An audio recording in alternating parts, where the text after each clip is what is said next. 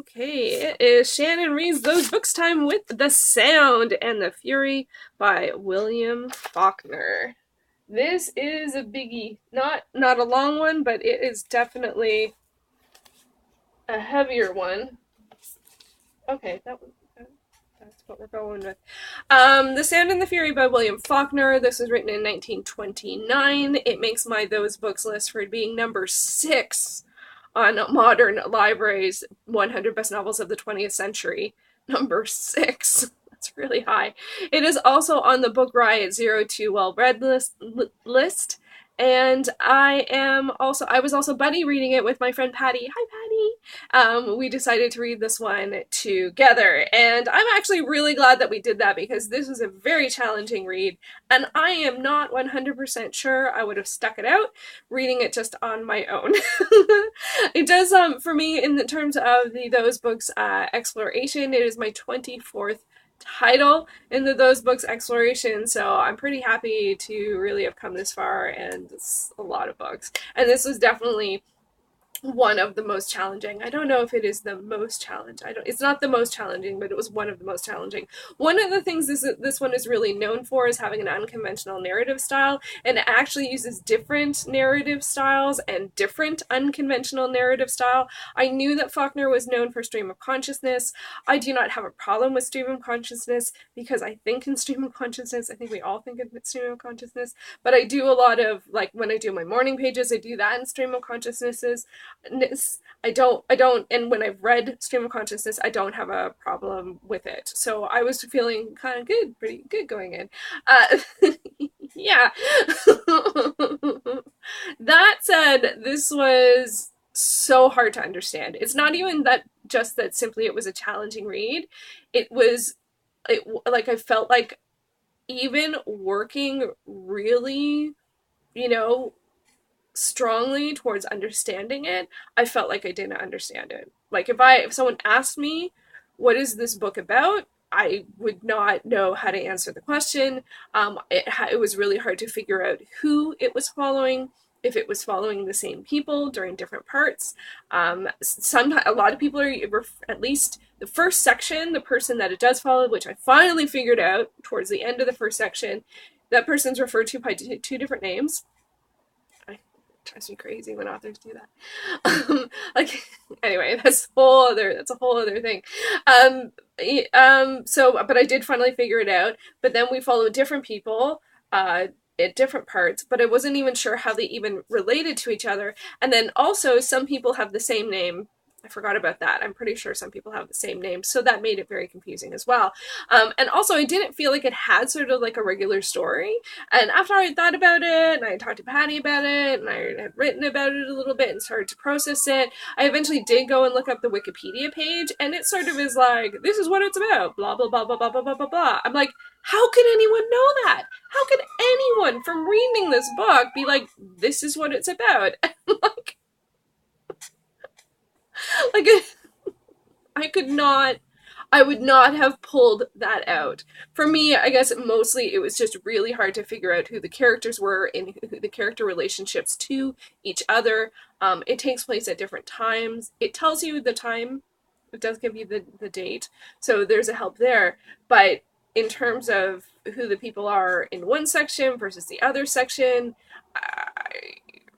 it felt like the same people, but it also kind of felt like, how could those ages be like that? And just, and that doesn't even come into the multiple other issues that I had with the book, including rampant use of the N-word all over the place and lots of gender crap. Like, for me, every time I had an issue with the book, I put a flag on the side. Do you see how many flags there are? Like, every time I had an issue with it, whether or not it was just use of the N-word, which is a lot of it, or there's a lot of the gender crap has to do with belittling, as well as trying to take power over what other people can and can't do. That really bothered me. And also, on top of all that, it is really depressing. Like, you finally get a sense, I finally got a sense that this is following a family. And you'd think they're mortal enemies, not a family, by how they treat each other. You know, everyone is so mean. Everyone to each other. With the exception, early on, I did find like there was one relationship that felt, very positive is even not quite a good word to use for it, but at least you felt like they cared about each other. But I always kind of felt like, was there something, but they still give you the sense that there's something, even if they care for each other, there's something not quite right here. you know and I'm like, that's really weird. I don't know. And then the title of the novel comes from the play Macbeth by Shakespeare, which is, it is a tale told by an idiot, full of sound and fury, signifying nothing.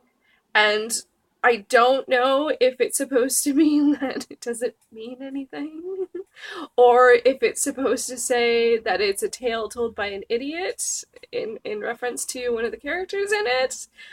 I can imagine there's school of thought on both. The Wikipedia page inferred it could be the tale told by an idiot part, but yeah, I don't know. There was one sort of like ray of sunshine in it in the middle. There is a section where there is a guy and this little girl starts to follow him around and he sort of tries to help her get home. That part one was understandable in terms of the language, in terms of the writing. I understood what was going on. It was the only section I really understood what was going on. Um, but I couldn't figure out who the character was in relationship to the rest of the story. And there's even some jokiness about you don't know who he is. And like, characters to each other. And I'm like, I don't know who he is. Are you making fun of me? Like the reader? But it was there was a sweetness to it and just a general kindness of helping someone out that I appreciated it. That was a ray of sunshine within the rest of the book. And not that every book has to be positive, not that every book has to show a positive experience. It doesn't. And I'm sure, given the time at which this is written, and, I don't know, maybe like, I don't know what he was trying to do with this one. I really don't. And it is the first time for those books adventure, 24 books in, it's the first book that I'm like, I don't think I got anything from this. Like, I really don't. Like, it was fun to do it as a buddy read, and it kept me, and it was fun to talk to Paddy about it, so I got that. But I got that from talking to my friend, not from reading the book. And it's one that I don't know if like years later a light will go on and be like, oh, this is what it was about, or I'll could read essays about it and be like, oh, that's what it's about. But from the act of reading the book, I didn't actually get anything from it, and that is something in and of itself, because that makes me question whether or not to like read books that I'm not enjoying. I have a whole other sort of vlog in my brain on that, because I don't think, for me, reading isn't purely for enjoyment. So there are other reasons I can read.